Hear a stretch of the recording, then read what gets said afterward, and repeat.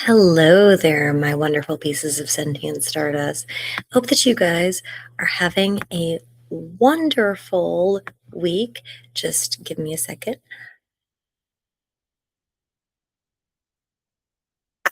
Okay, there we go. Okay, I hope you can hear me a little bit better now. You all are having a wonderful week. I am currently at the beach, and so I am not able to join you at the lovely AB Tech. So, this is in lieu of my lecture for this week, and then it also is going to give you some direction in what to look forward to in regards to the coursework for rhetoric and rhetorical arguments. So, welcome to our asynchronous class in week 5. Hello, everybody. Okay, so today, what we're going to be focusing on is introducing SpaceCat as the lens that we're going to look at for public arguments and how we can identify public arguments and how we can then use some of those techniques to build our own arguments. So, a couple of things housekeeping wise for the week that I want to make sure that you all are paying attention to. Okay, so because we are not together, our Barbie annotations will be a Space Cat exercise, and they will be done via asynchronous Google Doc, which will be linked below. So the point I want to make with that is please make sure that I can see your name on the Google Doc or that you have like given me your name in some way, form, or fashion. Just because it is going to be asynchronous and we're not going to be together for that. So what we're going to be exploring this week is we're going to be looking at your presentation. So next week on Wednesday, you will have your Space Cat multimodal presentation, which will be on Wednesday.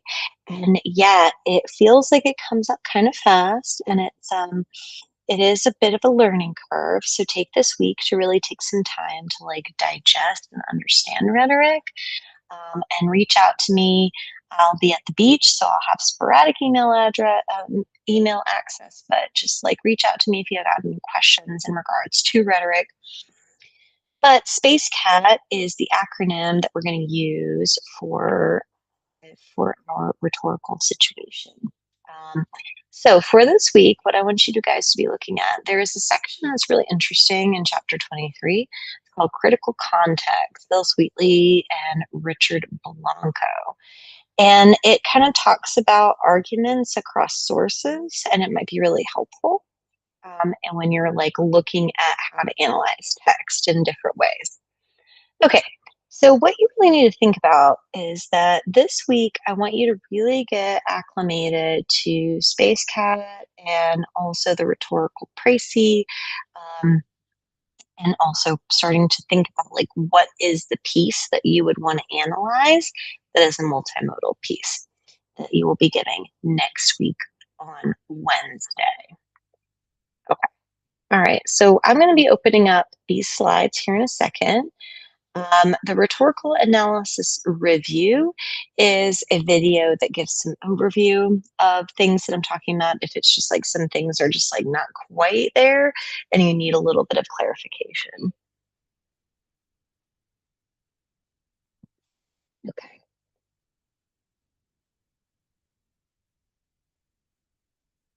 So a couple of things. Rhetoric readings are the readings from the text that can help you this week. So if you click on that, you're going to see that this is the section from the textbook, which is the focus on the rhetorical situation, the Norton Field Guide to Writing.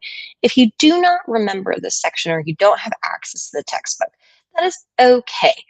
I've got the rhetorical situation intro to rhetorical appeals listed here. So if you need that, like, please use that resource. All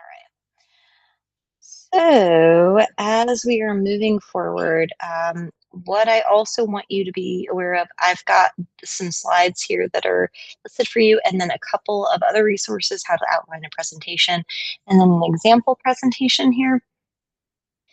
So, for housekeeping for the week, before I do our presentation, you're going to have two tasks um, for this week to better prepare you for next week. You'll probably notice that I did not put an annotation journal in this week. And that's really just because I felt like it was going to be too much with you preparing for your presentation next week. So take that for the blessing that it's supposed to be, which is I want you to take the extra energy to think about what you want to do for your presentation next week, as opposed to not putting forth that energy at all. So that's the goal. All right, so if you open up the Barbie Rhetorical Annotations Google Doc, that's going to be the first thing that you see.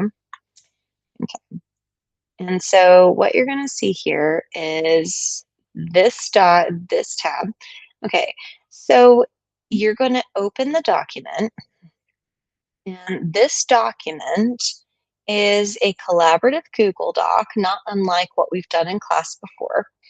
But your focus is to annotate, marking the confusion, showing where you see evidence of space cat. And I've got some guide pieces down here. This is from Barbie, which I'm going to show you guys here in a second. But I really want to see you interact and comment on each other's posts in regards to this annotation. So this is a collaborative annotation. So I want to see everybody's names on it so that I can see that you're all interacting and having a conversation, even though we are not together. Okay. All right. So moving along, the rhetoric in real life, you'll also notice that like I do a lot of collaborative things, and that's mostly because I want you to understand these concepts deeply. And so you'll see this is a collaborative exercise. This is also a collaborative exercise. So the rhetoric in real life, which is a post. I don't often do forum posts just because we are in person, but because we are not in person this week, like the breadth and the depth of this week is going to come from the applicability. So, where you see these things appear in your life, where you see them appear in your everyday, how you see rhetoric kind of show up. And so you're going to read Thank You for Arguing, which is the passage that I've included here. But then you're going to look for an example in the wild that's a piece of rhetoric that's trying to persuade you. The best pieces are usually political cartoons. Commercials are usually a really interesting one. Um, but if you want an extra challenge, you can do a piece of art. You could do a statue. You could do some sort of like public stunt. A great one would be the Empire State Building stunt. Those are all really interesting. So what you're doing with this is you're gonna talk about like what you see as the strong argument, how they deliver the argument, like their claim, their evidence, their reasoning, their structure, like what do they do well? The fallacy that you noticed, like the and going back to the fallacies, which is just the the arguments that are flawed. And you'll see that in Thank You for Arguing, but like where you see that appear in the wild, and how you can like see these arguments come to fruition. So that's just a really important like life daily skill. It's just the art of argument and seeing how argument persuades us on a day-to-day basis.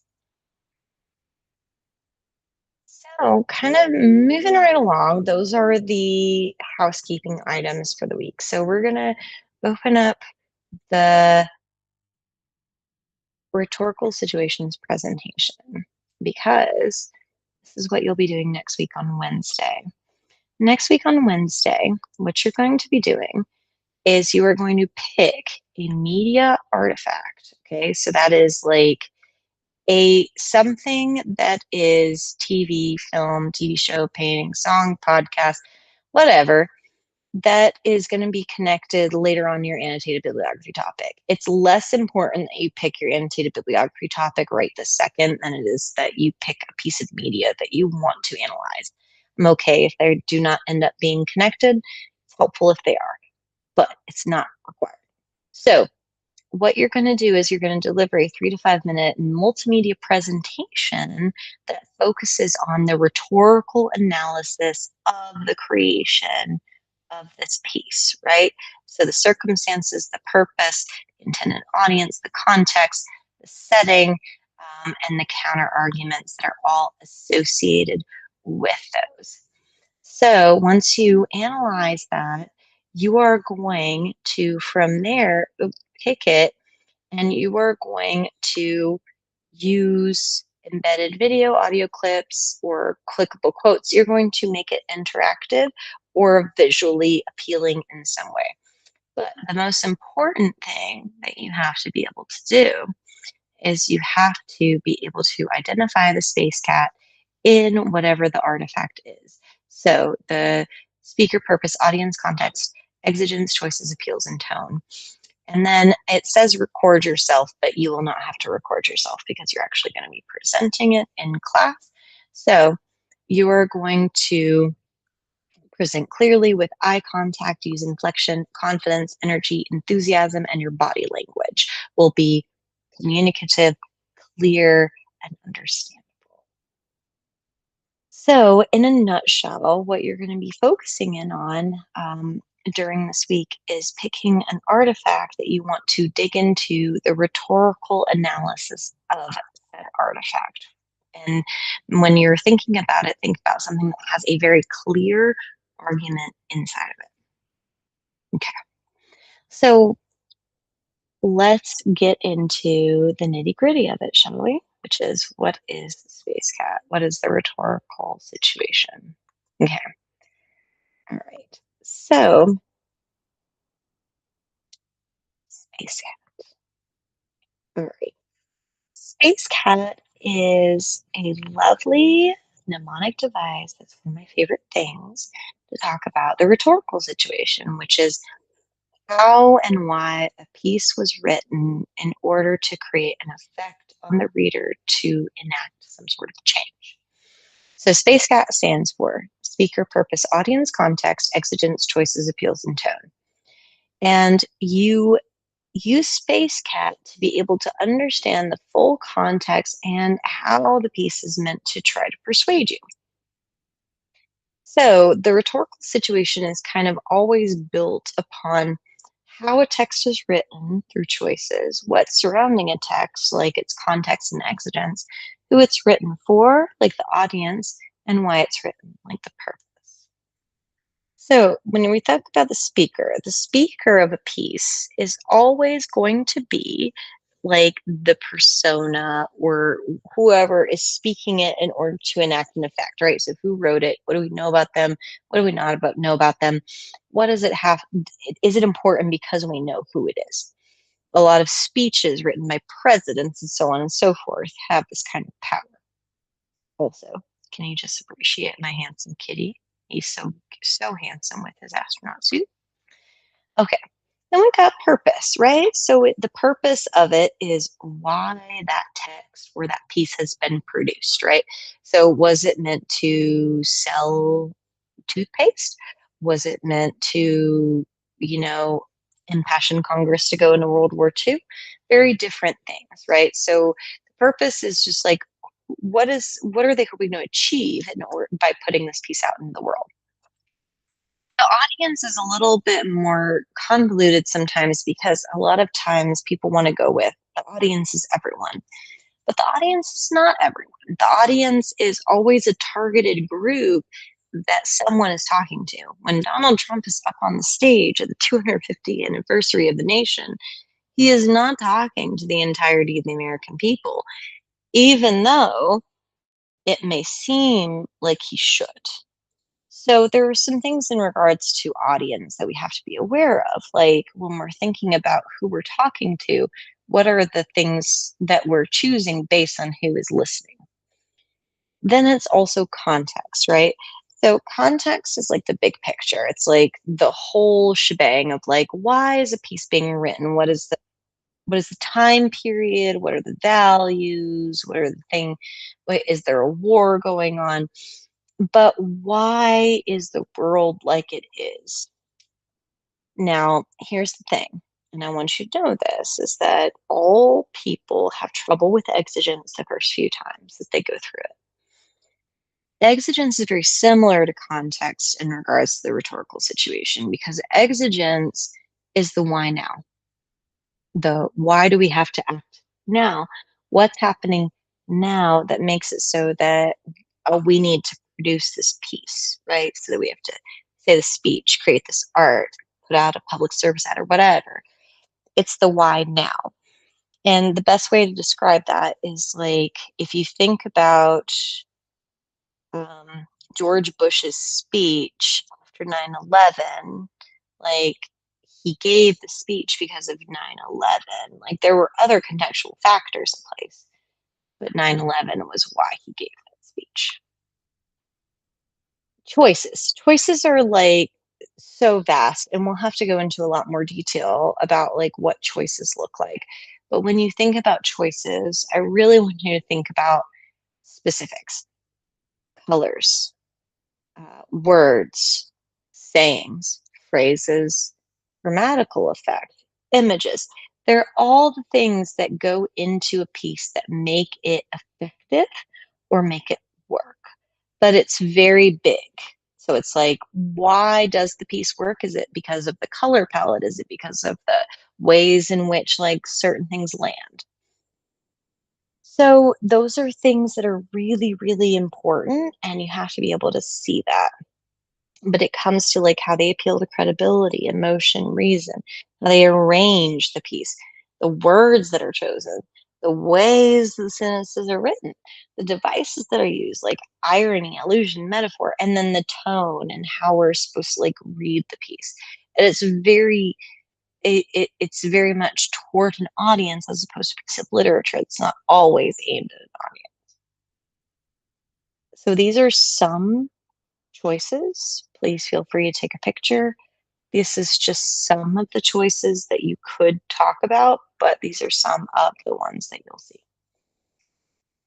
All right, so we're almost at the end. So, appeals. So, rhetorical appeals are created to persuade the audience to help them achieve their purpose. So, the rhetorical appeals, based on Aristotle, are three ways that we access the reader's feelings and their drive. So, it's emotion, which is um, pathos. You've got your credibility, which is ethos, like why should we trust the person who's speaking? And then you've got the appeals to reason, which is logos, the facts, like the X, the 1 plus 1 plus 2, the 1 plus 2 equals 3 kind of concept, which is like this is what's happening in the world. And so we just need to respond to it. Okay, so then tone, which is the T in Space Cat, is the person who's speaking attitude toward the piece. So morose, um, alienated, exuberant, somber, those are all tone words, right? So you want to think about what is the speaker's attitude at different places in the text? How can you tell? What do they choose? And how does it shift in order to create an effect?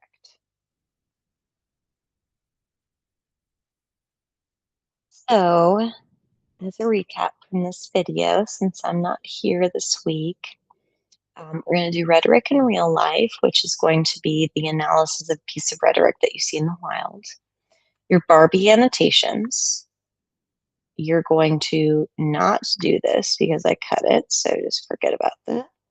And just remember that your presentations are next week on July 15th.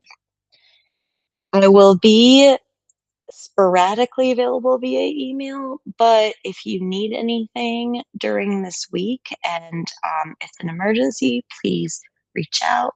And I can't wait to see you next Monday. Have a great week, y'all. Happy beach vacay to me.